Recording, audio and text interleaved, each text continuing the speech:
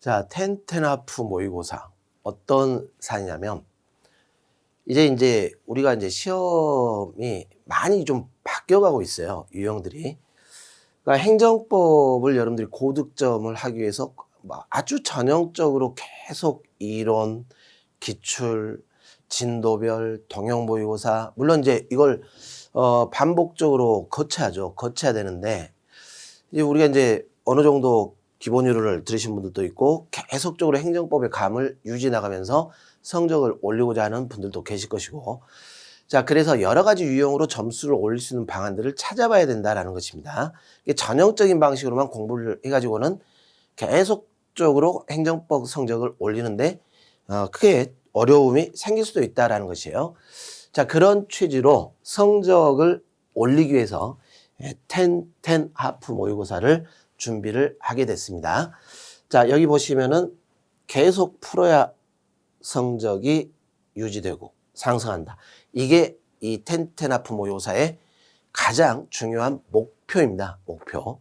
그래서 여러분들이 어떤 시간을 꼭 버리시냐면은 꼭 전형적인 방식으로만 행정법을 공부해야 한다라는 시각을 일단 버리시되, 그렇다 해서 처음 시작하신 분들이 오로지 문제만 풀면 충분한 거 아니냐, 이런 생각도 버려야 돼요.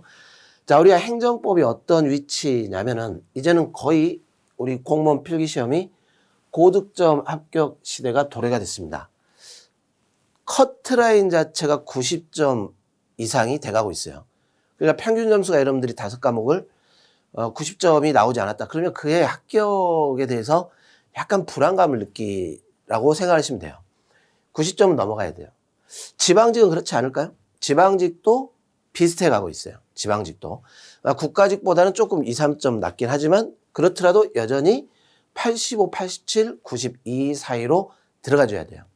5과목을 그렇게 점수를 맞으려면 한 과목이라도 점수가 안 나오면 안 된다는 것이죠. 그만큼 이제 필기 합격을 하기 위한 점수 확보가 굉장히 중요해진 시점입니다.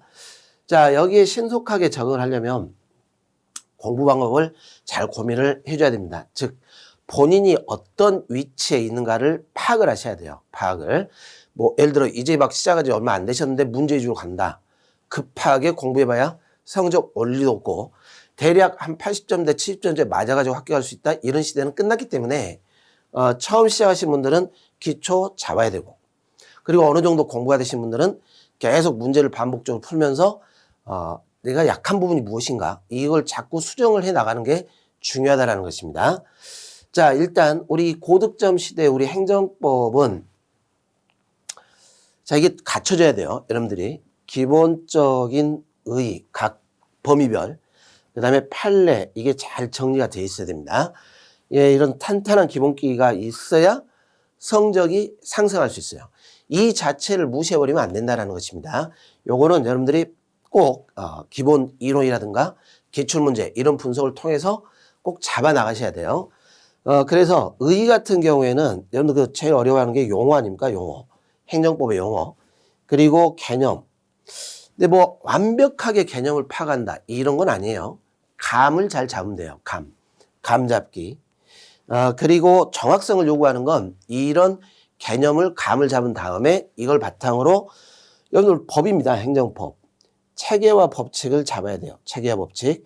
그리고 각 행정작용에 이걸 적용을 해줘야 되는데, 여기서 승부가 나는 겁니다. 정확하게 이걸 적용을 할 수 있는 능력이 있냐 없냐, 이게 중요합니다.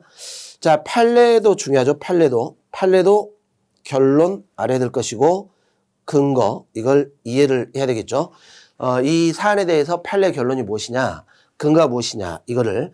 그리고 이 판례는 여러분들이 사실 시험에 판례 문장이 그대로 나와요. 판례 문장. 그리고 이걸 지문화시키는 겁니다. 그래서 이해를 바탕으로 판례 지문을 이해를 해서 풀어야 될 것과, 그 다음에 분류를 해서 암기를 해야 될 것들이 있습니다. 기속행위, 재량행위, 판례 분류해가지고 머릿속에 암기가 돼 있어야죠. 하자승기가 되냐 안 되냐, 이 판례 암기가 돼 있어야죠. 이런 것이에요. 이런 거. 전체적으로 다 그냥 된다 안 된다 이렇게 외운다는 게 아니라 분류를 해서 외워야 될 판례가 있고, 그렇지 않고 이해를 해가지고 지문이 나왔을 때 문장을 풀 수 있는 게 있고, 자, 이걸 분류를 해줘야 됩니다. 자, 이런 기본기가 바탕이 돼 있어야 돼요. 이 기본기를 바탕으로 이 행정법은 전략 과목이 절대 아닙니다.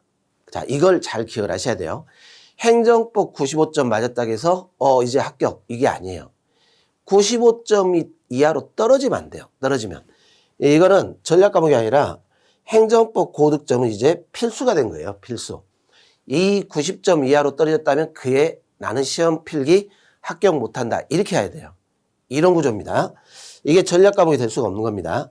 그래서 여러분들이 공통 과목, 세 과목, 국어, 영어, 한국사 여기에 집중적으로 시간 투자를 해서 거기를 성적을 올리려면 그러면 행정법에 너무 많은 또 시간을 투자하면 어렵다라는 것이죠. 그래서 행정법은 시간 조절이 중요합니다. 시간 조절. 자, 일단 기본 이론 한번 기출 듣고 행정법을 계속 할 수는 없으니까 어느 정도 기본기가 갖췄다면 이제 여기는 필수고 전략 과목은 아니지만 고득점을 가기 위한 감을 유지를 계속 해야 되기 때문에 텐텐하프 모의고사가 필요하다 이런 뜻입니다. 그래서 지금은 여러분들이 평균 점수 가지고 내가 합격할 수 있냐 없냐 이런 걸 파악하면 안 돼요. 평균 점수가 아닙니다. 커트라인을 주목을 해줘야 됩니다. 커트라인. 5과목에 대한 커트라인. 그리고 여러분들은 점수를 항상 목표를 어떻게 해야 됩니까? 커트라인보다 10% 이상 점수가 나오게끔 계획을 짜셔야 돼요. 그래서 단언하건대 95점 시대가 곧 돌아올 겁니다. 단언하건대. 올해 국가직부터 그런 현상이 나올 수도 있어요. 95점 시대. 왜? 갈수록 준비하는 누적층은 많아질 것이고 계속 공부를 반복적으로 해온 분들도 많아질 것이고 이런 말입니다. 그러니까 내가 머리가 좋다? 공부를 열심히 했다? 자, 이거 두 개 조합이 돼야죠. 머리가 좋다? 아니에요. 머리가 좋고 나쁘고를 떠나가지고 계속 5과목을 꾸준하게 공부를 어떻게 했냐. 이게 관건이 된다는 것입니다. 어느 한 과목이라도 점수가 낮아져 버리면 합격을 못한다는 것입니다.